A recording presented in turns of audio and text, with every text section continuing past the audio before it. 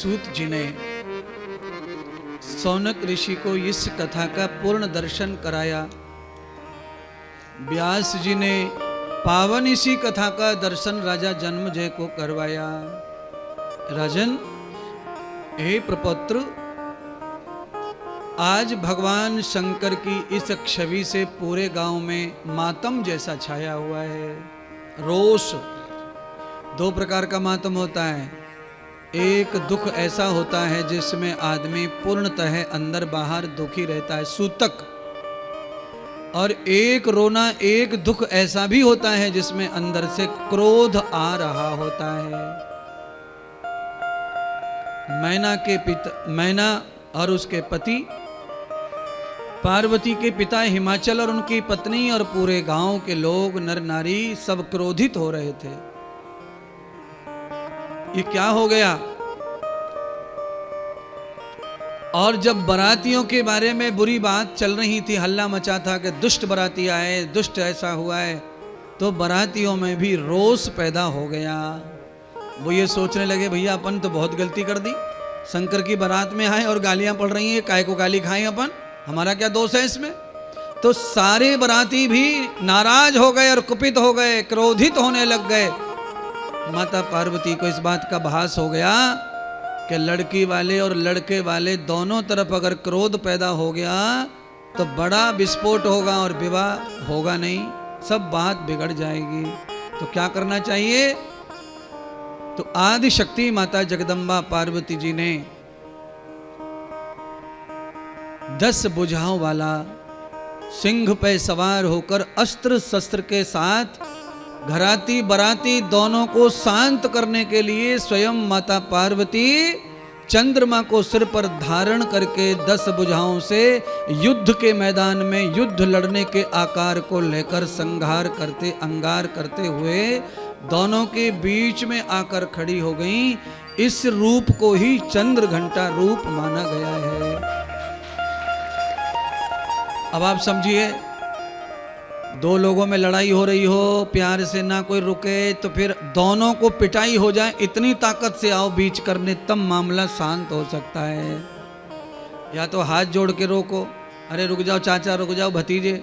अगर चाचा भतीजे ज़्यादा रुकाना खा रहे हों तो फिर बिचौलिया को फिर दोनों को कुटाई कर दे, ऐसा हाथ अपनाना चाहिए महाराज। पार्वती माता ने बहुत देर देखा कि घर वाले मान जाएं, स्वीकार कर लें, जैसा है वैसा ठीक है, दूल्हा जब मुझे पसंद है तो बाकी को काहे को टेंशन हो रहा है, पर नहीं मान रहे कोई। अब इधर बारातियों की आलोचना हो रही है तो बाराती टेंशन में आ रहे हैं। तो पार्वती ने कहा मैं किसको समझाऊं, किसको करूं, क्या करूं, समझ में नहीं आ रहा। तो फिर पार्वती जी ने अपना रूप धारण कर लिया, बल वाला रूप। पर बल कैसा था? क्रोधी बल नहीं था पार्वती का। चंद्र घंटा माता ने जो रूप धारण किया वो 10 भुजाओं वाला, अस्त्र शस्त्र सब कुछ था हाथ में, और युद्ध की पोजीशन में ही सिंह पर सवार होकर आई थी, विराट रूप में पर्वतों की तरह, पर शांत चित्त होकर आई थी महाराज। जिसने भी माता चंद्र घंटा का दर्शन किया उनका क्रोध भी मिटता चला गया, और उनके मन में जो भ्रम पैदा हो गया था वो भ्रम भी मिटता चला गया, और सबका दूध का दूध, पानी का पानी हो गया। और माता श्री पार्वती जी का विवाह कुशलता से राजा हिमाचल ने शंकर के साथ में परिणित कर दिया। अब आप इस कथा को समझकर इसका महत्तम भी समझ लो। भगवान सूत जी ने महत्तम बताया। शादी ब्याह में सारी बातें फाइनल हो गई, दूल्हा भी आ गया, और फिर बारात में कोई विवाद खड़ा हो गया हो तो ऐसी स्थिति में माता चंद्र घंटा की स्थापना करके उनकी पूजा करनी चाहिए, जिससे कि काम ना बिगड़े और काम बन जाए। क्योंकि दूल्हा घर से, बारात घर से लौटे तो बहुत बड़ा अपमान होता है, लड़की का प्रतिष्ठा गिरती है। राम जी ने धनुष तोड़ा राजा जनक के यहाँ सीता पाने के लिए नहीं तोड़ा, केवल राजा जनक की बेटी का अपमान ना हो जाए। सारे राजा महाराजा हट गए, धनुष उठा नहीं पा रहे थे, तो राजा जनक रोने लग गए थे। दशानन, रावण जैसा महारथी धनुष नहीं उठा पाया तो सारे राजा पीछे को हट गए और कोई वापस चले गए कि जब रावण का नहीं चला तो हम क्या उठाएंगे। तो अब स्वयंवर नहीं हो सकता, बेटी का ब्याह नहीं हो सकता, इस बात की चिंता में राजा रोने लगे। तब विश्वामित्र जी ने राजा को कहा, रोने की आवश्यकता नहीं है, तुम्हारी बेटी का सम्मान नहीं बिगड़ेगा। शिष्य के रूप में राम जी ने सीता के सम्मान के लिए राम जी ने धनुष उठाया था शिव जी का। कहने का मेरा तात्पर्य, समझाने का यह है, चंद्र घंटा माता माता सीता ही है, या ये कहो माता पार्वती हैं। और तुम्हारी पुत्री के विवाह में इस तरह का अड़चन आ गई है तो माता पिता को बड़ा टेंशन आता है बेटी के ब्याह को लेकर। कई माताएं तो हमने रोते देखी हैं बेटी के ब्याह को लेकर। एक आध दो जगह सगाई छूट जाए, एक आध जगह लड़का फेल कर जाए तो सब रोते, घर के टेंशन आ जाता है। जो आता है वो फेल कर देता है, जो आता है वो ना बोलता है, जो आता है वो जवाब नहीं देता है, तो लोग थक जाते हैं।